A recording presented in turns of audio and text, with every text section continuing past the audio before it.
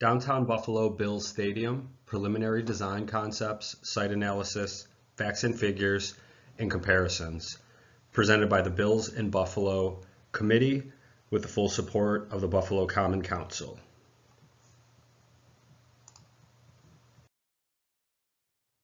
The proposed site in the city of Buffalo sits on an area that is currently occupied by majority vacant Buffalo Municipal Housing Authority and HUD housing. The site is roughly 35 acres, and the majority of that, again, is owned by the city, BMHA, and HUD. The site is flanked by South Park Avenue, Louisiana Street, Hamburg Street, and I-190.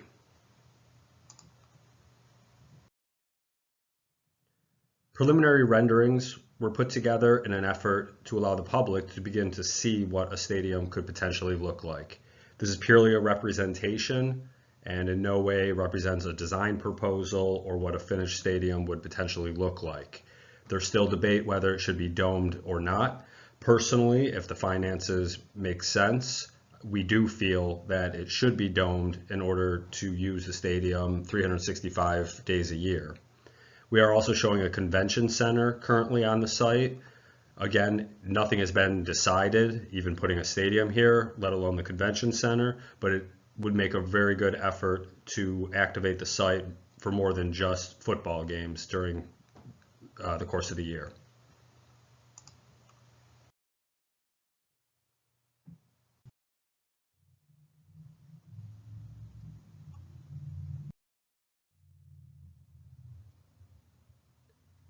Here's a site aerial showing the area where the proposed stadium would be located. And there's the stadium.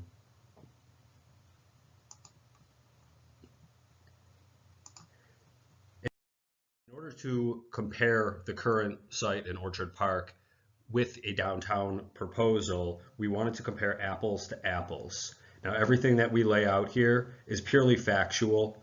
We don't draw any conclusions necessarily. Obviously, everything points to the idea that it should be within the city, but we're just going to show the infrastructure that is currently in Orchard Park and the infrastructure and amenities that are currently at the downtown location. Currently in Orchard Park, the farthest most people walk from what we would call the main lots would be 4,200 feet. And that is the far west parking lot of ECC South Campus, which is where the majority of people park, along with the main stadium parking lots to the north and to the west.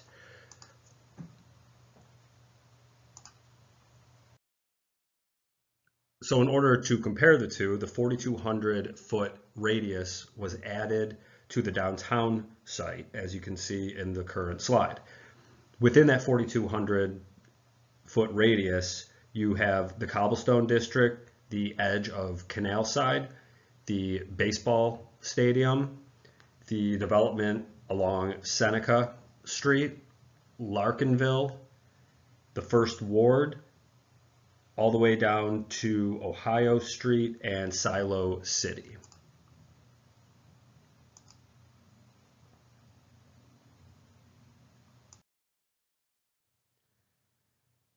A lot of the debate has been about parking infrastructure and how to get enough parking spaces within this radius equal to the Orchard Park radius.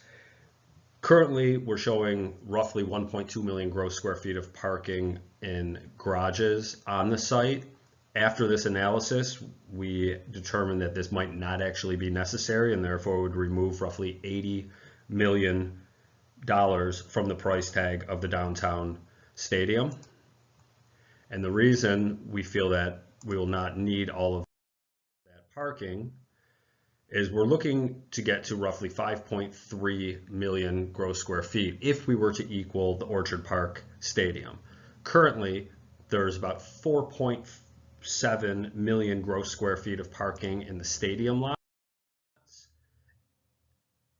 And then when you add in those ECC lots at 641,000 gross square feet, you get a total of roughly 5.4 million gross square feet. On the downtown site, we broke it into a number of parking districts.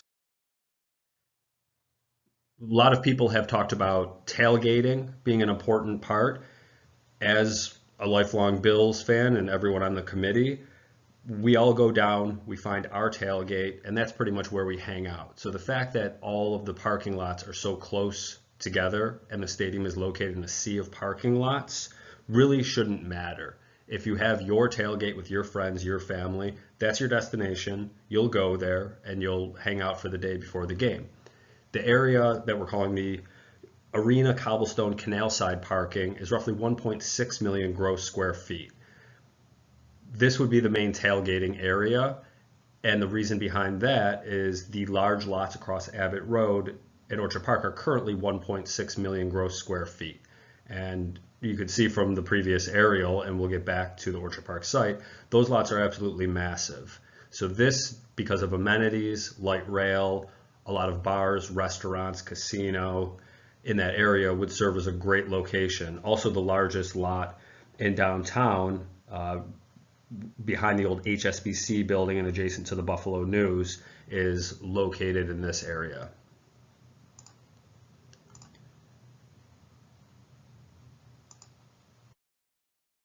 The next neighborhood that we would look at is the Seneca 1 north of I-90 parking. A lot of this parking is already utilized for Sabres games, just as the cobblestone parking is.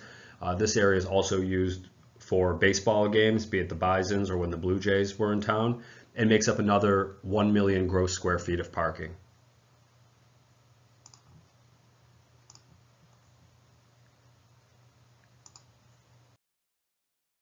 The next parking area is along Seneca Street, around 500 Seneca, where on weekends the majority of businesses are closed and these lots are vacant other than one lot which serves as residential parking. This adds another 250,000 gross square feet to the total.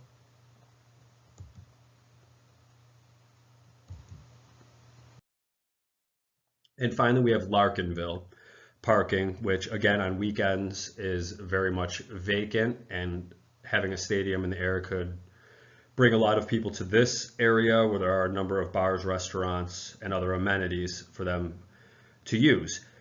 So all things added up, we have roughly 4.9 million gross square feet. And now that includes the 1.2 million gross square feet on the stadium lot, which we don't feel is necessary in a lot of ways.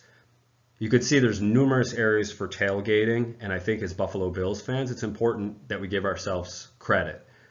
The reason that we have the best tailgate in the entire country and possibly world isn't because of the pavement that we're standing on. It's because we're the greatest fans. It's not magical pavement. It's all about loving the Bills and enjoying yourself, and you can enjoy yourself at any one of these lots for a downtown game.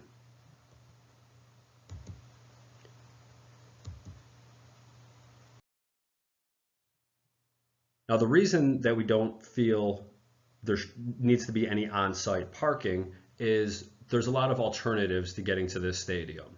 Number one, the stadium is only going to seat 60,000 people as opposed to the current 72,000, so there's just less need for parking. But also, we have a light rail system which runs very close to this stadium. We've talked for years about extending this light rail, and we never have. We need to look at this stadium and adjacent development as a catalyst for extending that light rail finally, especially to an underserved community. There's even the potential of looping this around either farther down into South Buffalo or to Larkinville and really start connecting different areas of the city through light rail.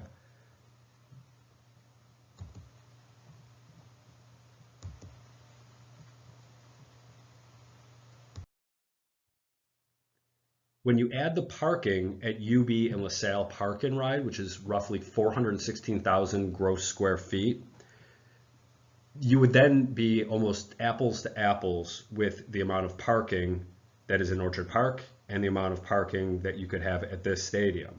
And this doesn't even include all of the parking that would happen in the city center, where people could also hop on a light rail line and get to the stadium.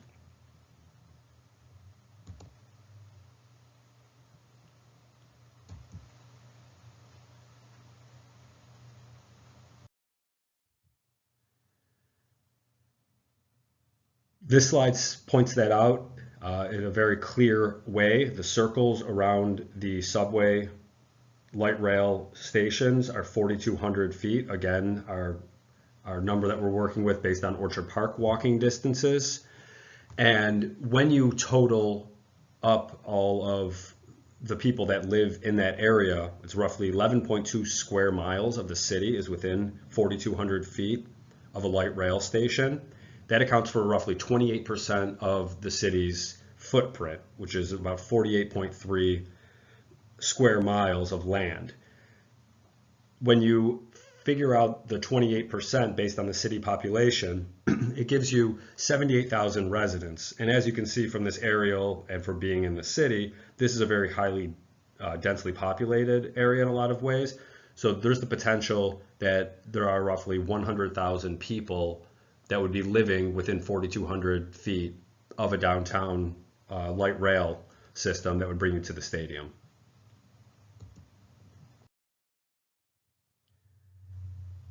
Access to the Orchard Park site is a little different. There's really two main arteries to bring people to the stadium. There's no option for light rail or biking or walking. If you were to park to the south of the stadium and you're heading north, you have to cross the intersection of Abbott Road and Southwestern Boulevard. And if you park to the west and you're heading east, you pass through that same intersection. It's not an efficient way of getting people in and out. And I think most people will say the worst parking situation, traffic situation they've ever dealt with in the city of Buffalo and surrounding area is usually at a football game.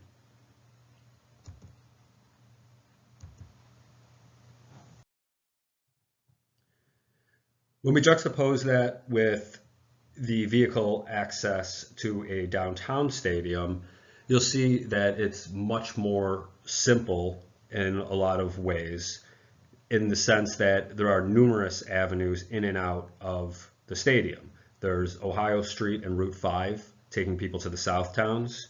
There's I-190 just to the north, which can take you to the 290, to the 90, to the 219, and anywhere else. You also have the Oak Elm corridor immediately adjacent, which can get you to Route 33 out of the city.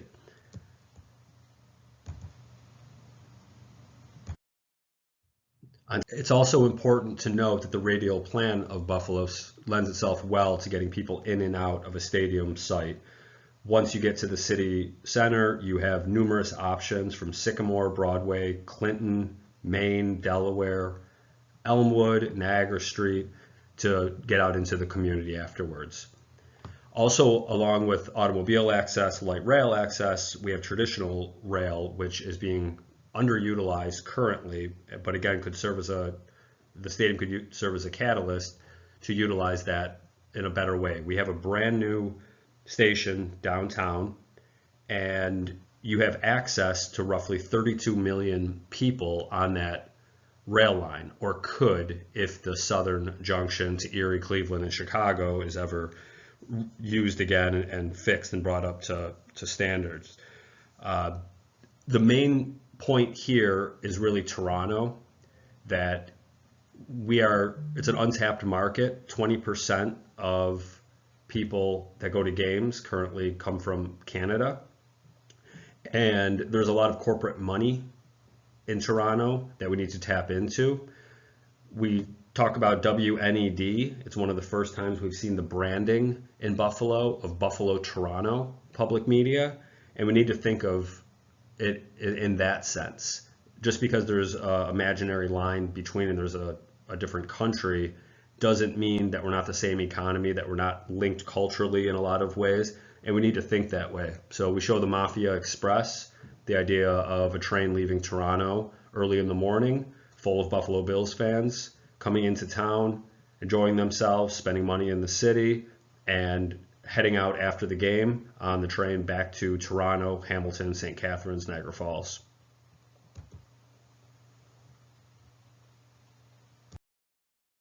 Within the 4,200 foot radius of the downtown site, there are currently 37 restaurants, bars, breweries. The majority of these are large, high capacity establishments such as Southern Tier Brewing, Riverworks, Resurgence, etc. Compared with Orchard Park, where there are currently 7 restaurants, bars, breweries within 4,200 feet. One of those is a hot dog place, so I don't know if we could really include that as a tailgating bar restaurant before a game. The other thing with these, they're very low capacity, often smaller establishments. They can't handle all that many people.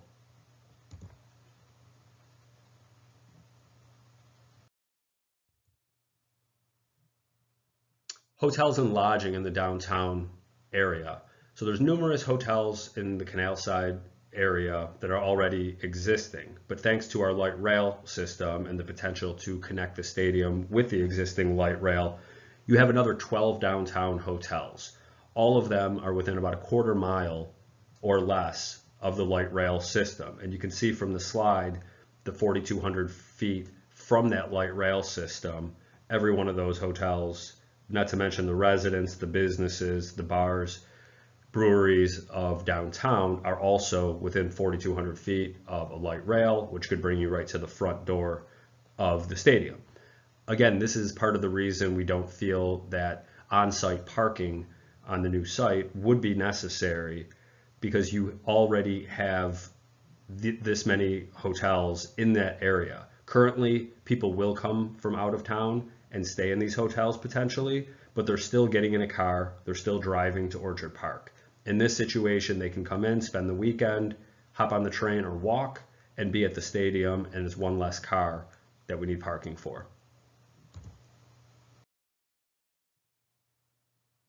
So the overall findings are listed here. We won't go over all of them. The one thing that we'd like to point out is currently there are 16 NFL stadiums that are within 1 mile of the city's center. We looked at comparable cities, being Rust Belt, Great Lakes, smaller market cities, and that's Detroit, Pittsburgh, Cleveland, Cincinnati, and Baltimore. Every one of those is located within 1 mile of the downtown core. The Buffalo Bills' current stadium in Orchard Park really only has one way in. It's automobile. There's no hotels in the immediate area. There may be one motel.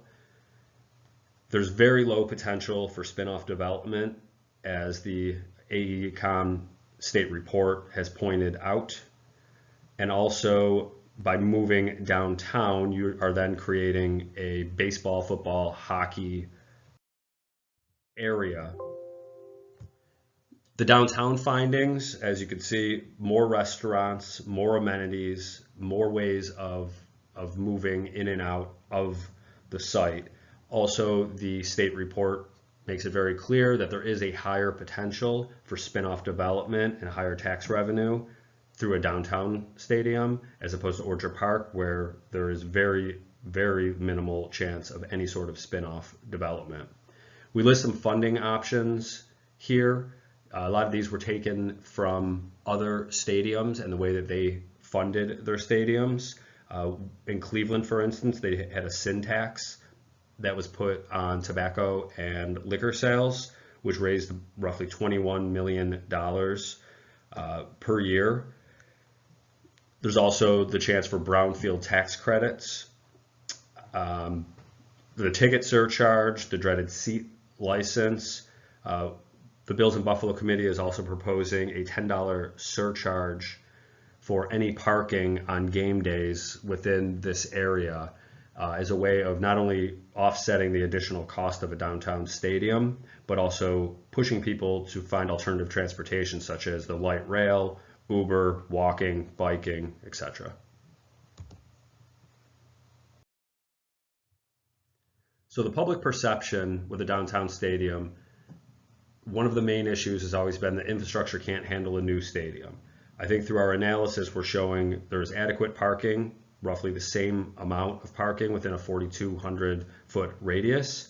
There's immediate access to highways as opposed to Orchard Park, where you have to drive on feeder roads to even get to a highway. And let's face facts. The infrastructure in this area, the roads, the bridges, the street lighting, any sort of bicycle, pedestrian amenities are non-existent and falling apart. We should have been investing in this area 25 years ago, and we never ever had. So when people say that it's going to be more expensive to fix up the area, the reality is that's been a deferred cost. We should have been spending that money over decades, and we never have. So let's use this as a catalyst to finally begin doing that. One of the other early concerns was that the I-190 was going to have to be reworked to avoid the stadium. Roughly 300 feet from the I-190. However, if you look at Las Vegas, Allegiant Stadium, which was just open for football this year, they're only 200 feet from one of the busiest highways in the entire country, I-15. Atlanta, which opened in 2017, is 250 feet. And US Bank Stadium in Minneapolis, Minnesota is roughly 250 feet from the off-ramps as well.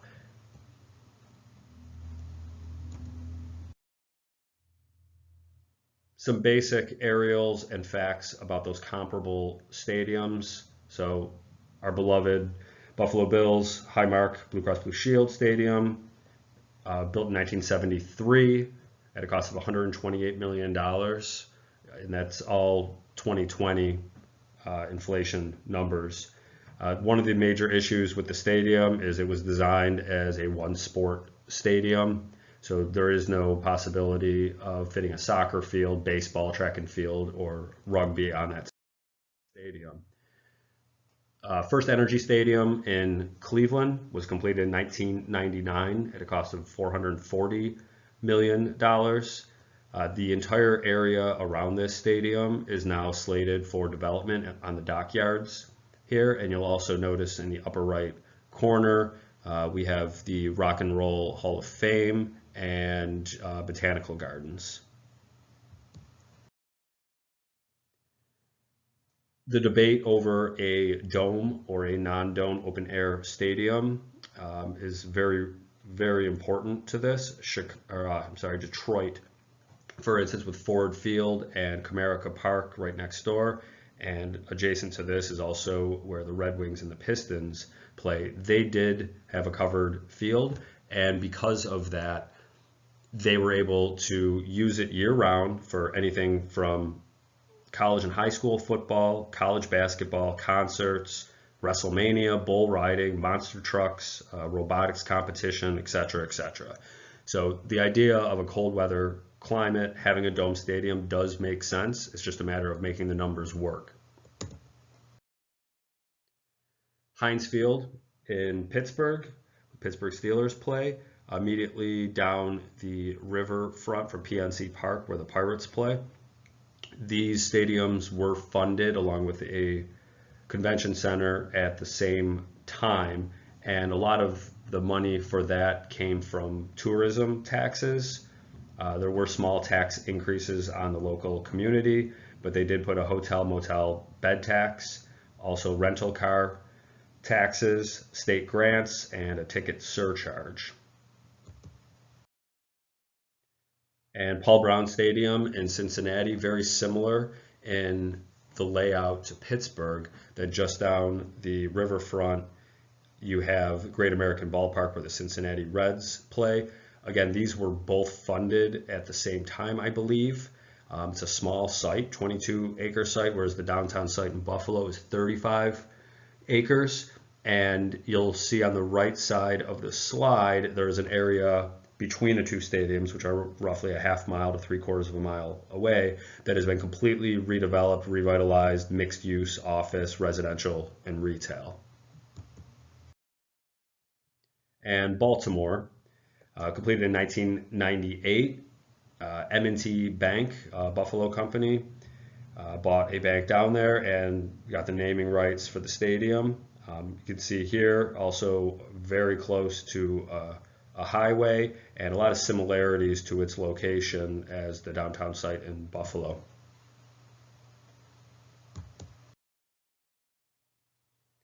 So overall findings for downtown, we feel makes a lot more sense to locate a stadium here. One of the biggest obstacles to overcome, which I'm sure we can, is the displacement of 600 residents that call this area home. We are meeting with politicians, community activists, and coming up with some best practices and figure out how anyone that has to move out of this area will be compensated, but more importantly, they'll have a better quality of life. For the Bills in Buffalo, it's a deal breaker for us if anybody is just displaced and their quality of life does not get any better. The majority of the site is vacant. However, there are numerous people that still live there. We believe 600. And it looks like the state study shows that about $30 million would be allocated towards relocating these folks. If we assume that the average family size is 3 people, that would mean that you could give each family roughly $190,000 to $200,000 to either relocate or, better yet, have HUD, Buffalo Municipal Housing Authority, the City of Buffalo, use their 8,000 vacant city-owned lots throughout the city to develop single-family homes for these people, to give them a better quality of life and have some ownership. Thank you very much. We ask you to continue to follow us on social media. And if this is something you support, please sign our petition on change.org and donate whatever you can to GoFundMe to help more lawn signs, marketing, and bring in some experts from out of town who can talk about their experiences developing a downtown stadium. Thank you.